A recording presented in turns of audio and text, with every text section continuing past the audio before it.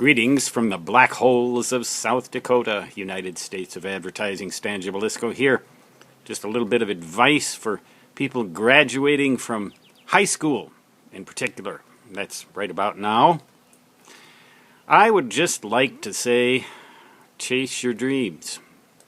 Chase your dreams. Now, if your dream is to make a lot of money, if that is your primary objective, and I won't fault you for that, if you're honest with yourself, if that's what you want to do, there are certain careers, obviously, that you should train yourself for in college to get that money.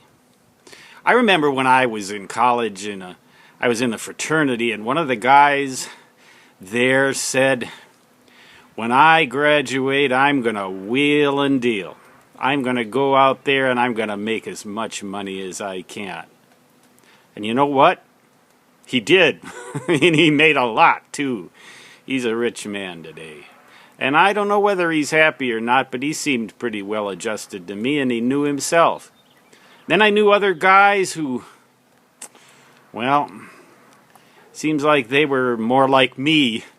I was a child of the 70s. That was in 1976 when I graduated the University of Minnesota with a degree in mathematics, which I said proudly at parties would be equally useless in all fields of endeavor.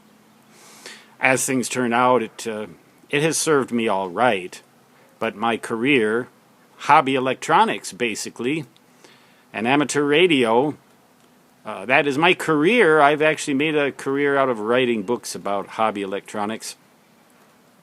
The mathematics didn't hurt me any, I'll tell you that. It's a good field to go into if you don't know what else to do. and I didn't know what else to do. I took a aptitude test, and somebody may come along someday and do this to you, so be forewarned. I took an aptitude test to see what sort of job I might best fit into in this society of ours. And when I was finished with that test, the counselor came up to me and she said, "I've never seen results like yours. Sounds like you are just about equally bored with everything.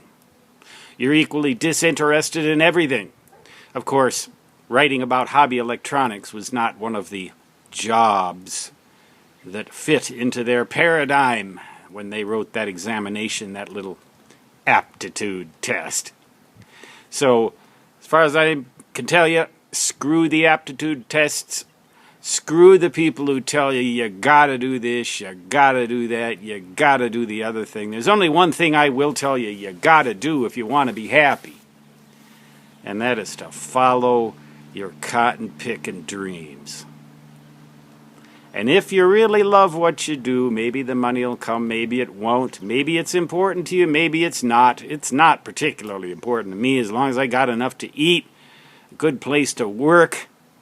I really don't care about getting rich or any of that stuff. But some people do, and if you are one of them, be honest with yourself and go for it. Like my buddy in the fraternity did. He made it too.